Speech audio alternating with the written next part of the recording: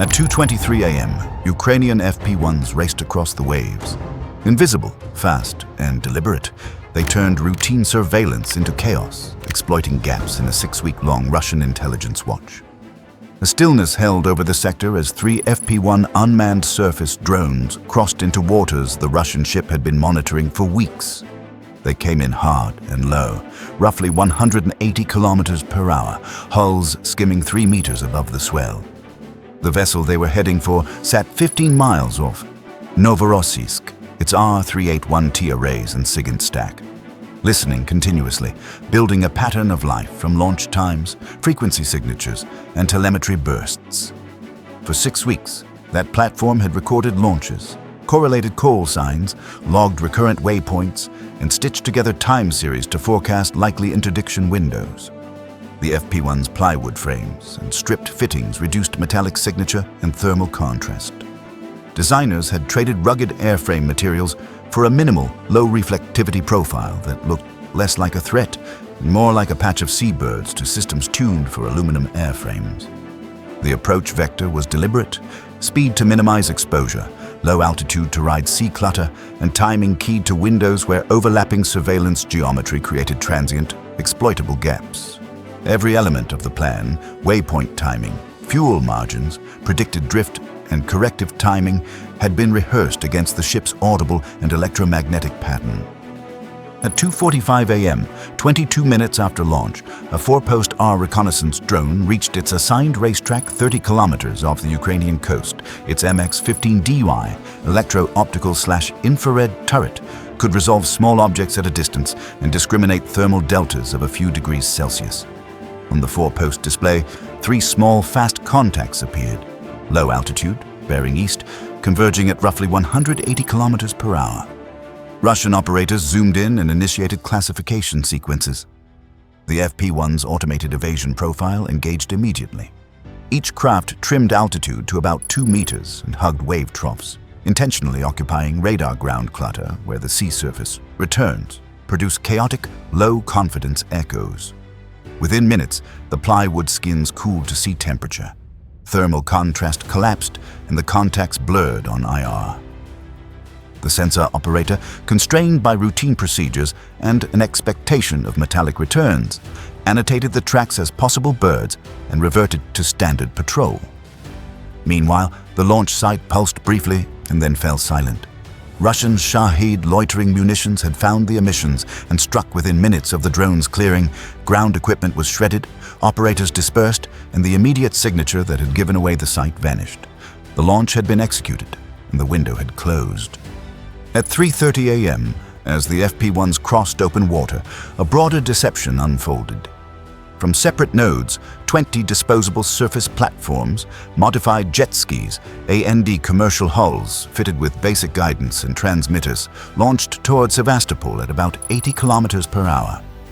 The intent was simple and tactical: to create a convincing picture of a massed assault. Each craft was tuned to broadcast on frequencies known to be monitored by Russian intelligence, emit radar signatures consistent with Mirage-class naval drones, and carry small heat sources to approximate infrared signatures of armed systems.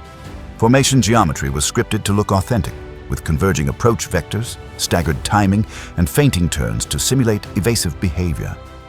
Operators maintained satellite control for the first 50 kilometers before switching the craft to onboard autopilot that preserved command bandwidth and reduced exposure. The decoy swarm's job was not to inflict damage, but to compel a predictable, resource-costly response, to draw rotary assets and attention away from the intelligence ship so the real instruments could close the gap unobserved. At 4:47 a.m., the FP-1s adjusted course 15 degrees north. Intelligence and reconnaissance work had established that 2 Podlet K1 radar stations covered this sector, each rotating at 10 revolutions per minute. Their phasing created a narrow 2-kilometer corridor that, for a fraction of each minute, sat in mutual blind.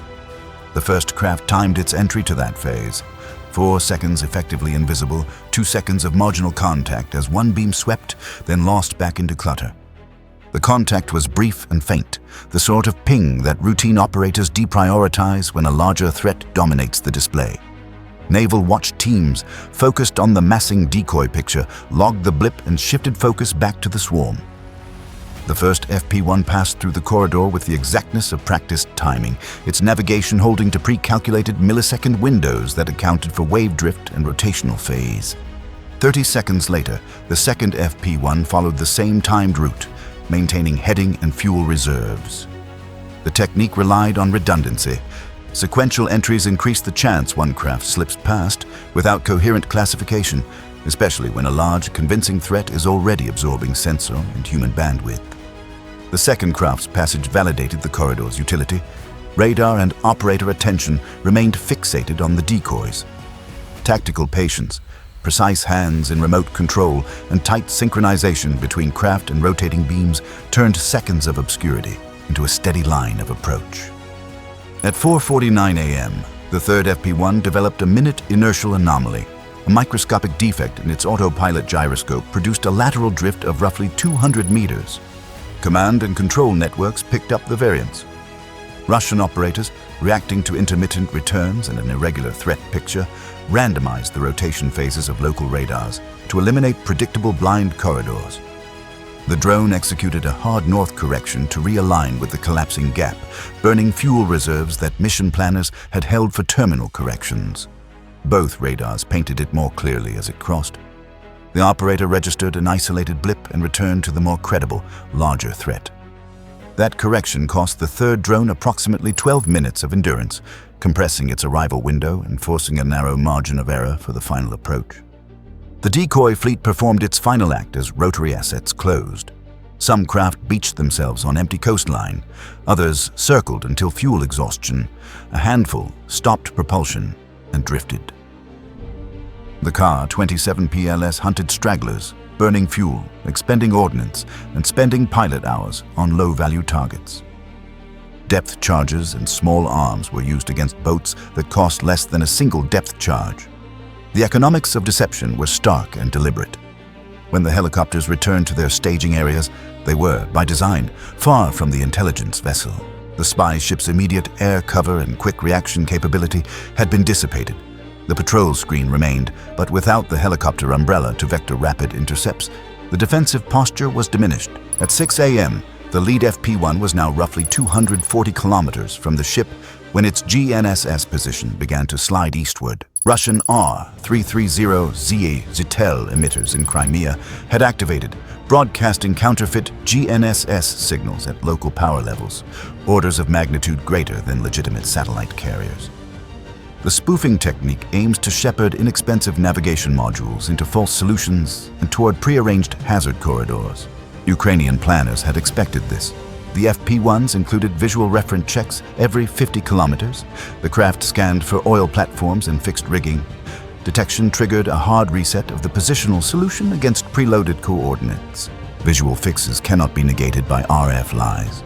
The lead platform used these hard waypoints to maintain course in a contested electromagnetic environment. The old Mach 1 eyeball was still a reliable sensor.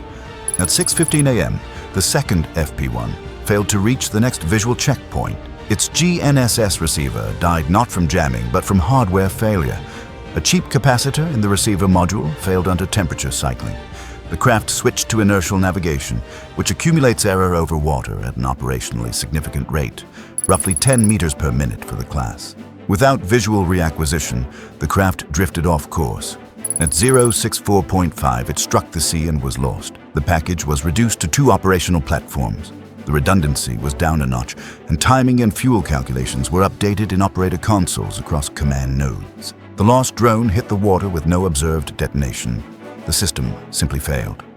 The remaining 2 craft continued, their operators updating contingency routines and fuel budgets in real-time environmental conditions. Swell, fog tendencies, and diurnal thermal gradients were factored into every maneuver. The FP-1's mechanical gyroscopes and preloaded waypoint database provided a resilience that cheap GNSS could not. Operators monitored the remaining craft's telemetry and prepared terminal sequences keyed to predicted rotation phases and patrol dispositions. At 7:23 a.m., the spy ship shifted posture to active scanning. Its mineral ME radar began painting the western approaches in higher resolution, while SIGINT teams widened spectrum monitoring for harmonic artifacts and transient emissions. A contact bearing 285 degrees registered at roughly 15 kilometers. Speed near 180 kilometers per hour. Mineral ME's signal processing algorithms, optimized for sharp, high-amplitude metallic returns, struggled with the wooden hulls. Echoes were damped, variable, and low amplitude. Thermal channels added little. The wooden hulls had equilibrated to the sea surface and failed to present a robust IR signature. Operators annotated intermittent contact, probable birds, while concurrently processing the decoy signature complex. The ship's own jamming cycles, intended to deny hostile telemetry, raised the local noise floor on transmissions and sometimes created transitory blind windows when receivers were momentarily desensitized. At 7:25 a.m., the ship authorized a Project 03160 patrol boat to investigate the intermittent track. The Raptor accelerated to 35 knots. The crew moved to action stations. The bow-mounted PKM was manned, the gunner loaded a fresh 200-round belt, and the loader stood with spares. Procedures were clear. Identify at 500 meters, walk tracers into the target, and maintain fire until splash. Onboard R-984 UM jammers were cycling across 20 to 1,000 megahertz, intended to deny remote control to hostile craft. Those transmissions, however, induced periods of electromagnetic fratricide. The ship's own emissions temporarily degraded radar returns and complicated coherent track fusion exactly at moments when sensor fidelity mattered most. The patrol boat visually acquired a small wooden craft roughly 500 meters off the bow. Tracer fire walked across the surface. 3 rounds struck the hull and 1 clipped the propeller assembly. The craft sustained vibration and marginal thrust loss, but continued forward motion. Remaining fuel was estimated at roughly 90 seconds. The damaged craft became the immediate focus of radio traffic, optic, and bridge attention. Human factors dictated that the confirmed, visible threat would dominate watch priorities and sensor focus. That narrowed attention left other azimuths less scrutinized and created a temporal aperture that the remaining low-signature craft could exploit. A temperature inversion formed over the Black Sea, warm air overlaying cooler surface. Water bent radar energy upward, effectively increasing apparent elevation angles. Systems scanning at nominal 50 meters were sampling near 80 meters. Targets below approximately 30 meters dropped out of routine detection envelopes. The FP-1's low-altitude approach, 3 to 10 meters above the water, placed them beneath the effective beam path. The inversion itself was not unprecedented in the basin during early morning hours, but its severity altered propagation enough to create detection conditions favorable to a wave-hugging assault. Operators on both sides registered anomalous elevation data. A few routine correction formulas accounted for a 10-degree differential in the lowest 50 meters of the atmosphere. At 7:33 a.m., the patrol boat radioed the ship. Small damaged craft inbound, bearing 285 degrees, range roughly 800 meters. Bridge teams and watchstanders turned optics to that sector and confirmed the report. Visual confirmation drives operational focus. Doctrine and human attention coalesced on the visible vector. That reallocation of attention and sensor resources opened an exploitable window. The second FP-1, mechanically stabilized and emitting negligible RF, used the moment to close on the target from an alternate bearing that the ship's watch was not prioritizing. Its onboard camera and alignment logic confirmed mast geometry and antenna placement. The approach vector was deliberate, a port bow intercept aligned to hit the sensor cluster at a point that would concentrate damage while minimizing collateral detonation that might impede precision. The lead FP-1's engine failed. It went into a controlled glide and impacted the sea as designed, a terminal distraction that drew eyes, radios, and patrol boats into one sector simultaneously. The second FP-1 emerged from haze on the port bow, closing at roughly 180 kilometers per hour and 10 meters above the waves. The ship's navigation radar could not depress below approximately 5 degrees, a platform design limitation that prevented effective low-angle detection for targets falling beneath the designed elevation envelope. Patrol craft were mispositioned. K-27s were committed westward against the decoy complex, and the bridge watch was engaged with firefighting and assessment of the downed craft. A lookout finally picked up a low-fast contact at roughly 300 meters, reaction time measured in seconds. The FP-1's camera centered on the mast and the bridge roof, where special antennas and R381T arrays were clustered. The craft struck the mast base with a 25-kilogram warhead. The detonation produced immediate, concentrated destruction of the mast-mounted arrays and receivers. Antennas were sheared, signal processors consumed, and wiring harnesses severed. Electrical systems shorted. As fires ignited in adjacent compartments, smoke and flame overwhelmed the primary collection nodes. The attack's elements, low signature, environmental exploitation, decoy distraction, timed entry through blind corridors, and mechanical redundancy, converged in a single, precise effect at the ship's sensory nexus. If this operation shocked you, hit subscribe and turn on notifications.